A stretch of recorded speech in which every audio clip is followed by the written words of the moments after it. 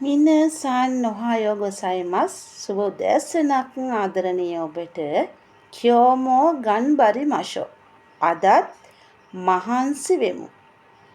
ජපානයේ රැකියා ස්ථානවල නිතරම උදෑසන ප්‍රකාශ කරන දෙයක් තමයි මොකද්ද?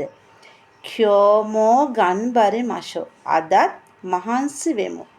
අදත් උත්සාහයෙන් කටයුතු කරමු. මම හිතන්නේ ජපානය ලෝකයේ ඉදිරියට ගිය රටක් ලෙස මහන්සියෙන් වැඩ කරන නිසා අවංකවම සේවය කළ නිසා අද ජපානය මුළු ලෝකයක් පිළිගන්න රටක් බවට පත් වෙලා තියෙනවා. මුළු ලෝකයක ජනතාව ජපානයට යන්නට කැමැත්තක් දක්වනවා. ජපන් භාෂාව ඉගෙන ගන්න කැමැත්තක් දක්වනවා. මගේ ජීවිතයේදී ජපන් භාෂාවත් එක්ක කතා කරද්දී අමතක කරන්නම බැරි දෙයක් තමයි ඔෂින්. ඔෂින් නාට්‍යයේ ඉන්න ඔෂින්ගේ චරිතය තුළින් අපිට බොහෝ දේවල් කියා දෙනවා. ධෛර්යවන්ත කාන්තාවක්, ධෛර්යවන්ත දියණියක්. ඇත්තටම රූපානී සංස්ථාවේ ජපන් භාෂා පරිවර්තිකාවක් ලෙස කටයුතු කරන්න අවස්ථාව මටත් ලැබුණා.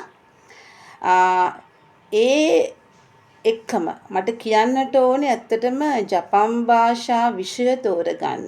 ජපානය පිළිබඳ ඇල්මක් ඇති කරගන්නට.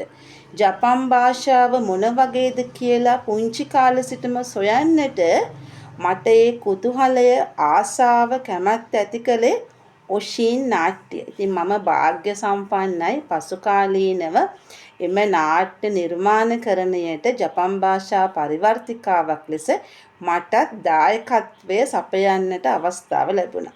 ඉතින් ඒකට බොහොම ස්තුතියි ජාතික රූපවාහිනියට සහ මගේ ගුරුතුමා වෙන අතුල රන්සිරලාල් මහත්මයාට. හරි. අද අපි දැන් පාඩමට යමු වෙමු. මම ඔබට ජපන් භාෂාවෙන් අදත් වාක්‍ය කීපයක් කියා දෙනවා. අපි අද වචනය ගමු කුරුමා. කුරුමා කියන්නේ කාර්යය. අපිට කියන්න පුළුවන් එකක්. කොනෝ කුරුමවා නිහොන්නෝ දෙස්. කොනෝ කුරුමවා නිහොන්නෝ දෙස්. මේ කාර්යය ජපානයේ වේ. අනෝ කුරුමවා ඔතොසාන්නෝ දෙස්. අනෝ කුරුමවා ඔතොසාන්නෝ දෙස්.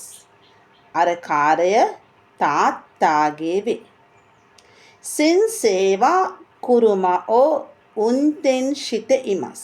සෙන්සේවා කුරුමා ඕ උන්තෙන් ශිත ඉමස්. ගුරුතුමා එසේ නොවිනම් ගුරුතුමිය කාර්යය පදවමින් ඉන්නවා. සෙන්සේවා කුරුමා ඕ උන්තෙන් සුරුනොවා උරෙෂී දෙස්. සෙන්සේවා කුරුමා ඕ උන්තෙන් සුරුනොවා උරෙෂී දෙස්. ගුරුතුමා නැත්නම් ගුරුතුමිය කාර්යය පැදවීම සතුට ප්‍රීතිය.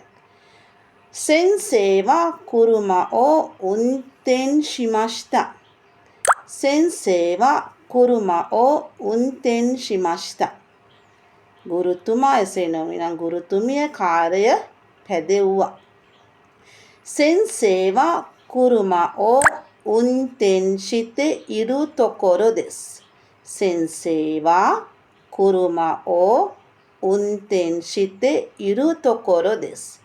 ගුරුතුමා නැත්නම් ගුරුතුමිය කාර්යය පදවමින් ඉන්න අතරතුර කියන අදහස. ඒ කියන්නේ කාර්යය පදවමින් ඉන්නවා.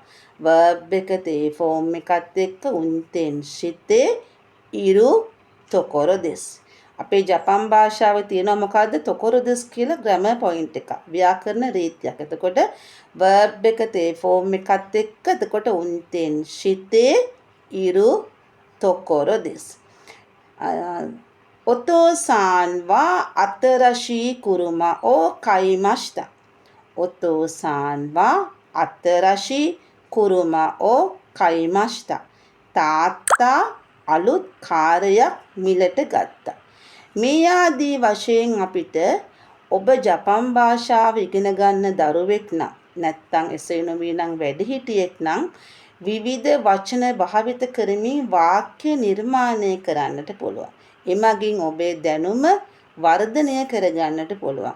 අඩුපාඩු සකස ගන්නට පුළුවන්. මොකද ජපන් භාෂාවේ දක්ෂයෙක් වෙන්න නම් වඩාත් අපි ජපන් භාෂාව හොඳින් ඉගෙන ගන්නට අවශ්‍ය වෙනවා.